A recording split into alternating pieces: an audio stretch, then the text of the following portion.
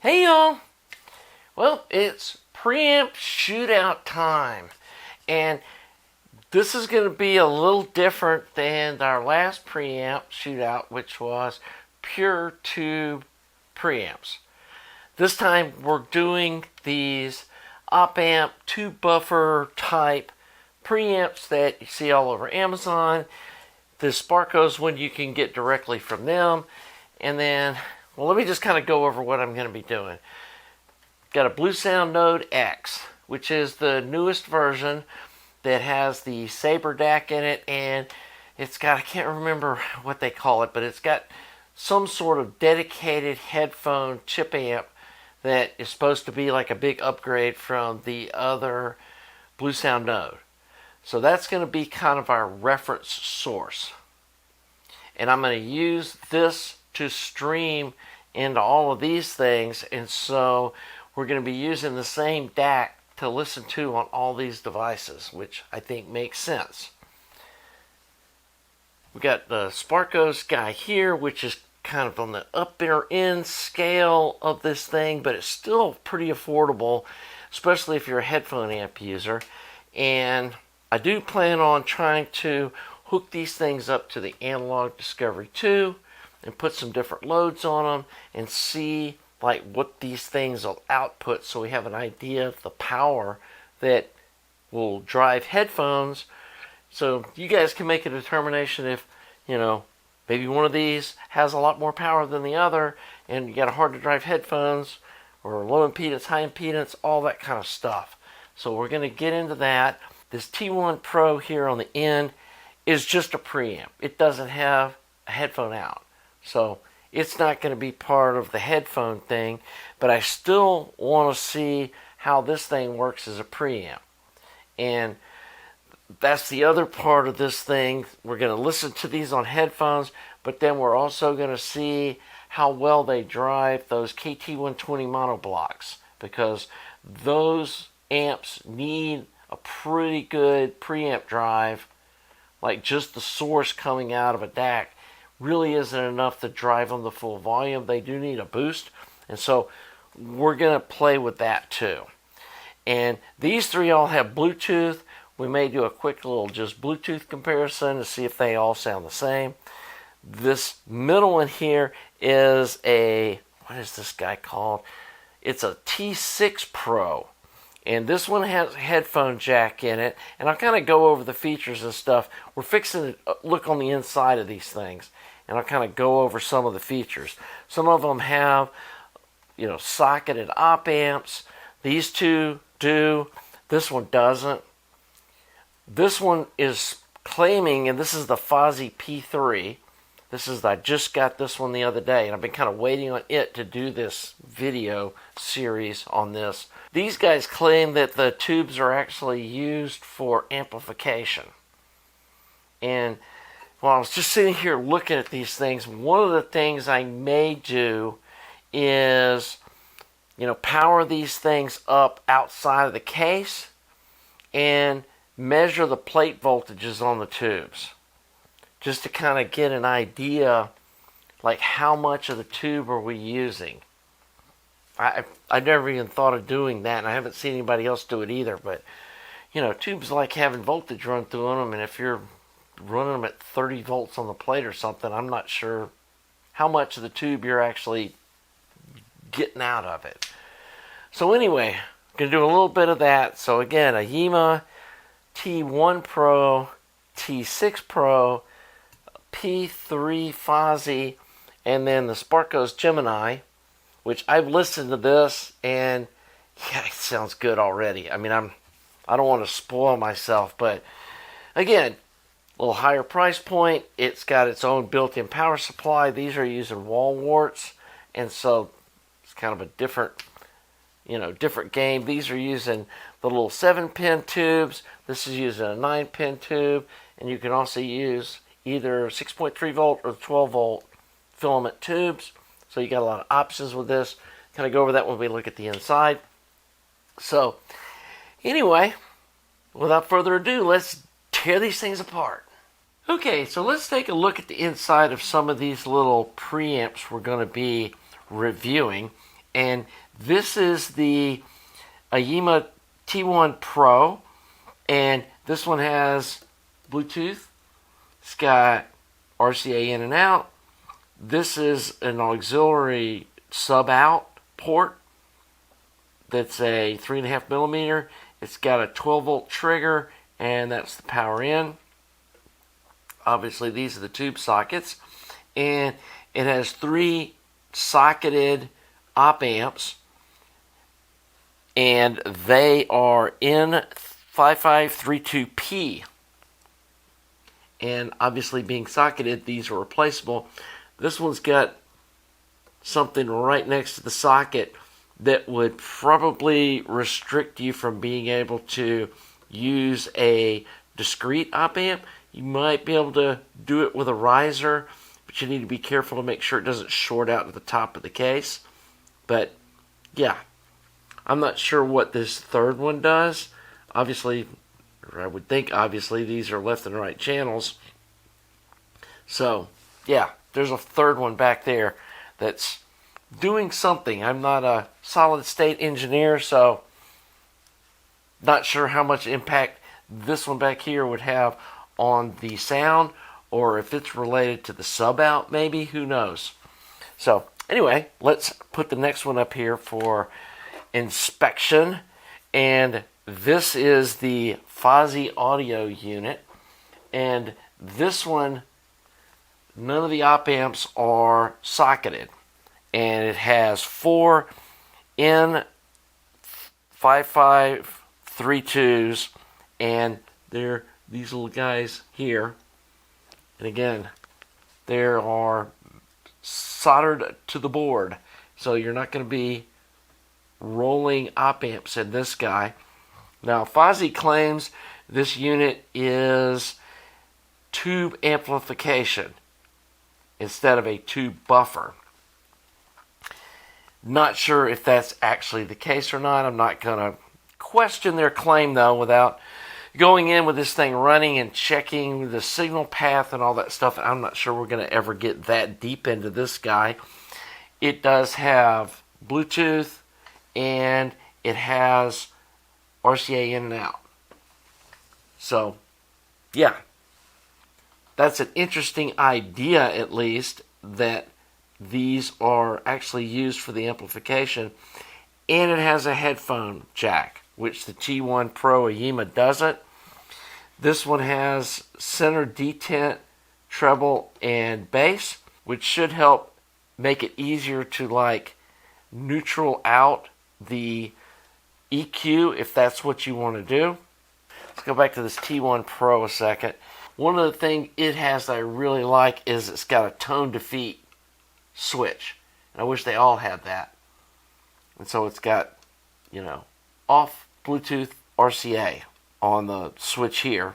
And the little Fosi one does the same thing on its switch. And like it shows it's got a headphone jack, which is nice. It could be used as a headphone amp. So the last one that we're looking at in these smaller ones was also an Aiyima, and I bought this one because I wanted one that was a headphone amp as well. And as you can see on the front here, it's got a headphone jack, it's got Bluetooth. This one's actually got a DAC built into it, which is interesting. And then it's got a RCA auxiliary, and there's your on-off button. These don't have a center detent, which I guess you're just kind of guessing at where the center point is. And then, obviously, there's your volume control.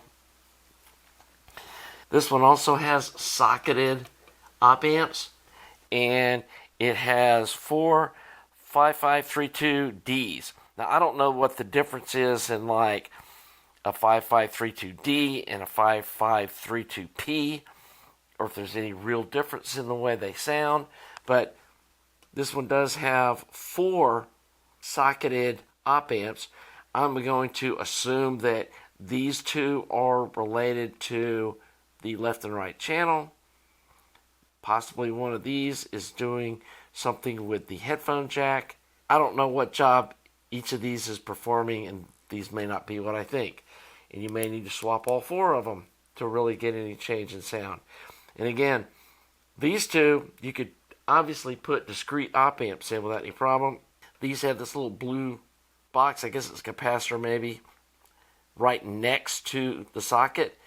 And I don't think there's any way, even with a riser, because this is a pretty tall little blue thing, I don't think even with a riser you'd be able to get a discrete op amp and not short out to the top of the case.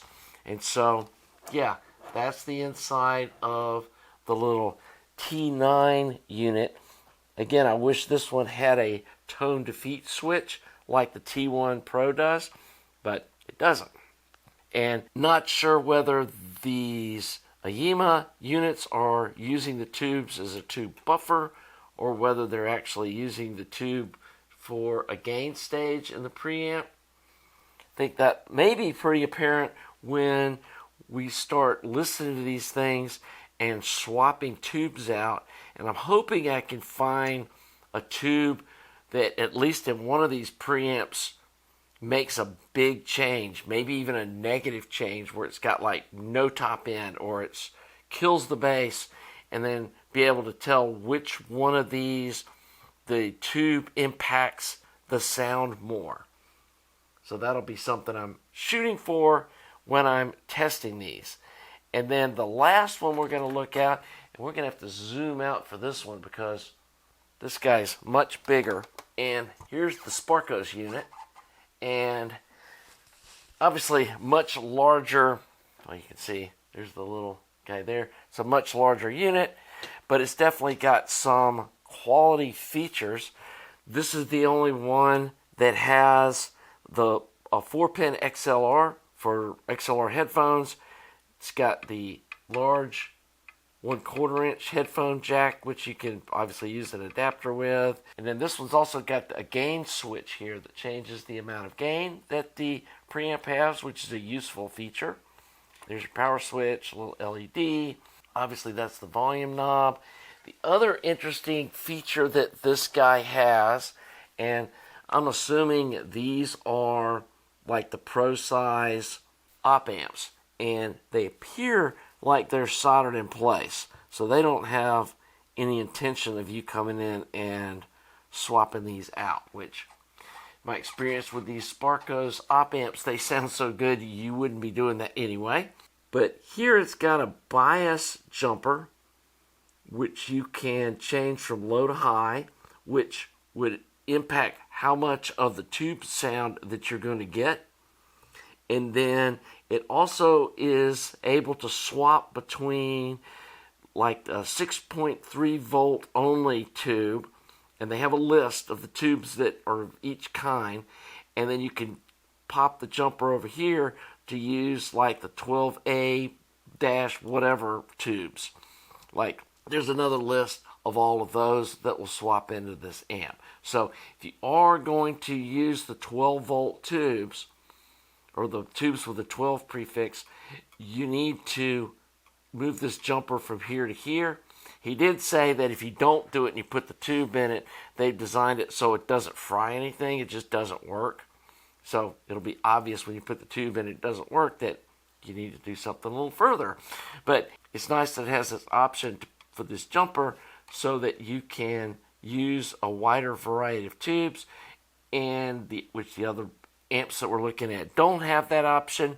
And also it has the high and low bias jumper here, as well as this gain switch, so you can do a lot of stuff between swapping the tubes, swapping the gain, with this, or swapping the bias high and low here, and then changing the voltage and rolling a bunch of different tubes in it to find a sound that you like. This one also has a 18 volt power supply built into the amp itself, and it's not using like a wall wart. So I'm assuming that it's got better voltage regulation and all of that sort of stuff than you're going to get with a little wall wart. So yeah, it's going to be interesting to see what all of these sound like. And that's pretty much the inside of all these preamps we're going to be playing with. And next I need to start listening to all these guys and playing around with tube rolling and try to figure out where we're going with this. So this looks like a good place to wrap up this initial little video. Well, now that we've seen the insides of these things, it's time for me to start hooking these things up and listening to them. And I'm probably going to start with these three and comparing it to this with headphones. And kind of do the headphone part of it as the first kind of stage of doing this. And then on round 2, we're going to hook these up, all 4 of them up to the KT120 monoblocks and kind of do that deal, do some subjective listening there. And then for a final video, I'm going to work on getting these things hooked up to the Analog Discovery 2. Yeah, I just remembered too, I've got another amp that I built for my previous preamp testing that has no driver stage. It's just the output tubes and the output transformer. So that may be a good test for these things, is to hook them up to that amp and then put it on the Analog Discovery 2 and see how much gain and power and, you know, distortion and all that stuff. One of the things I have learned that sometimes a preamp with the distortion can be 180 degrees out of phase with the distortion the amp's making, and the preamp will actually clean up the output of the amp. I know that sounds kind of crazy, but anyway, we'll get into all of that too. And so I do want to give all of these things, you know, a really good shakedown and try to see which one of these is a winner. Like, one of these is like, this little guy's got a DAC built into it, which is kind of cool. So, you know, we got different features. You know, these 3 all have Bluetooth. These 2 have headphone jacks. So some of these choices may come down to what you're wanting to do. And I am going to test them, at least initially, with the tubes and the op amps that come in them, because that's what you're buying. You're not buying them upgraded or modified or different tubes and all that stuff.